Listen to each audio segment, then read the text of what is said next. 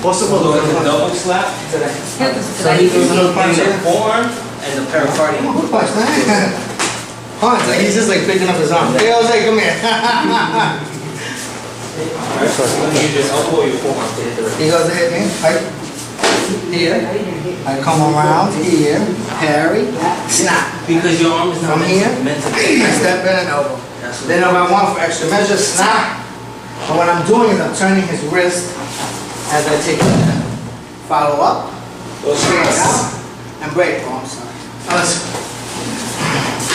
that's the hand. Okay, good. See? But that's what we're doing. So when we attack, when he comes, okay, the harder he comes, right? Boom. I come around, and I want to parry. Boom. It's the same exact technique we were doing on the wall. Yep. Here, pop. But now we have more room. Clean. Snap and throw. See what I'm grabbing here? His thumb and his wrist. That's what gets him the gun. Us. Make sure that when you're coming in to break his elbow, your hand is not all the way out like this. And that way you have one, because if you're too far out and you go to the elbow, you're going to end up over here in your stomach past his ribs where you want to hit. Especially on a small wrist. So, punch. Then switch it over. Break. And then throw. Elbow. Move. Now you're going to break it with your shoulder. For good measure. Come through. What you want to do is this. See? That face? That's the face you want. If you lean into there, start breaking some fingers. Ah, take them. There you go. Good. You want that face like he's going to fool himself. Like this. Why did I mess with this guy? So from here, if his face is closed, you can't grab his face, make a way to let go. There you go. That's what I do. And I want to go to Doesn't matter if his hand's closed. Yeah, so I'm just want to show you. Break first. So yeah, you just take it. Break, strike, Close. come in, there we go. Now over. Yep, and twist. We're going to start moving it to start twisting. Go. Twist. You're going to add the hand, extra pressure. Good. And it's not a lot of pressure to do either. So you want to get the hand this way. So when you're here, I'm not going to throw you.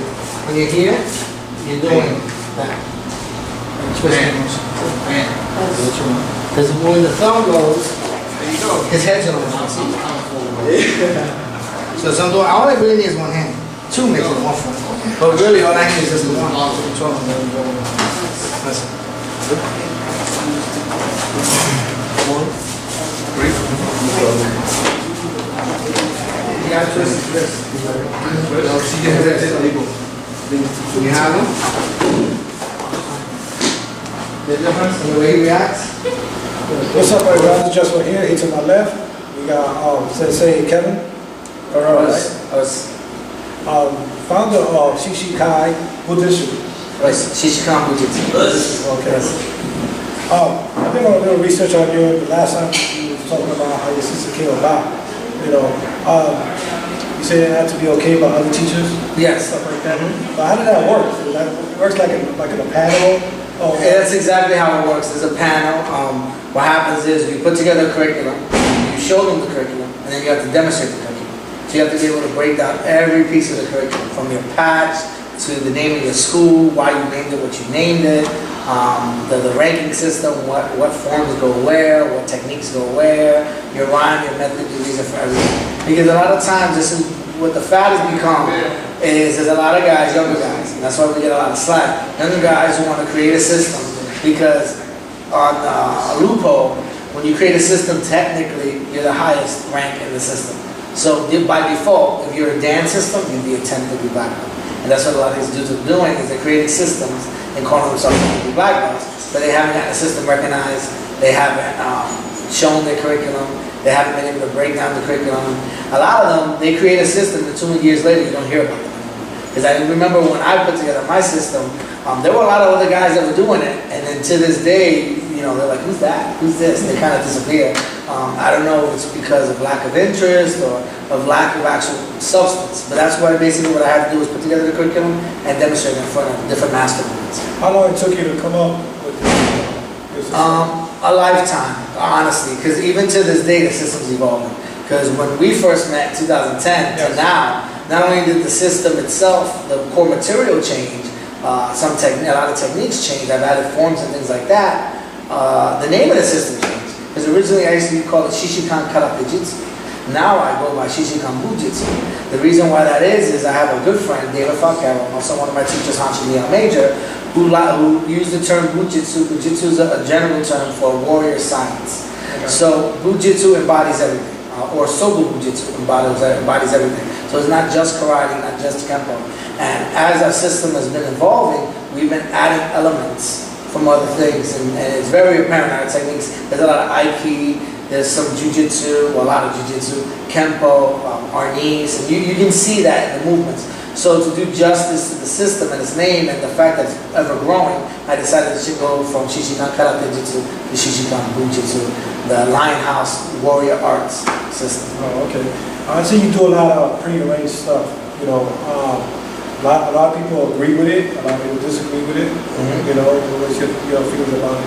Well, I wouldn't really call it pre-arranged. It's just like if you're working on, okay, I want to work on slipping the jab today. So we throw jabs and you slip the jab. It's the same thing. We're going to work on somebody grabs, what are some reactions we have for it.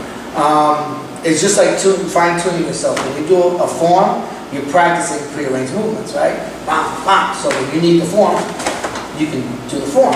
So it works the same way for us with techniques. If we practice them enough, just like if you do your jabs on your bags, you need something to lock and grab, and the only way that can happen is you get somebody's arm. So sometimes it looks prearranged, but what happens is we have to find, we also do drills like that, but we blindfold ourselves, and someone grabs us, and we have to react. And what that does is it gives you touch sensitivity.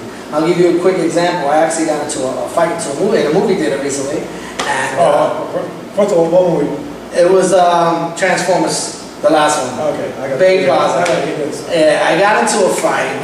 Long story short, my son accidentally kicked somebody's chair. Okay. And the guy turned around and cursed, and he was like, hey, you're going to talk to your effing kid? And I didn't even notice he kicked the chair. And I was like, what are you talking about? He's like, you're not watching him? He keeps kicking my wife's chair. I'm like, well, I'm watching the movie I paid $50 to get into. There was three of us, and there was three. And the guy got up, huge guy. And the minute he took a swing at me, I caught him, grabbed him, brought him down, and when I hit him, he put his hand on me. The minute he put his hand on me, mind you, I still had my 3D glasses on, and it was in the theater. I grabbed that finger and just snapped, and I heard him scream, ah! Yeah, and his wife dragged him out of there and everything. It was crazy. But the idea is that touch sensitivity. You really don't need your eyes. In reality, once you know where certain body parts are, you can react. And that's the way we train, is to set ourselves up for that. So, I mean, if it looks prearranged, I guess that's what you could call it, but the reality is it's giving yourself motor function memory. You touch, I react. You touch, I react, So the only way to train that way is to be touched. You see, I would have paid to see that situation other than Transformers 4.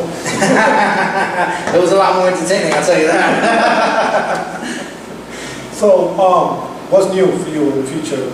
Any projects you want to say that's coming up that you want to, promote? I have a lot of seminars I'm doing in Rhode Island, because I actually have a long distance student and a group of people out there. So I go out there every month. So that's one thing I like to say. If anybody's in the New England area, Connecticut, Rhode Island, Massachusetts, you're more than welcome to come. It's an open session. It's not just for people who are studying the art.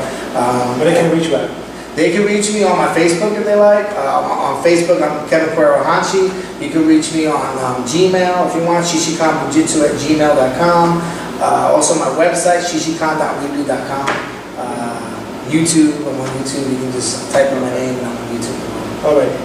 Last question, even though you're a founder of a system that got approved, are you still learning?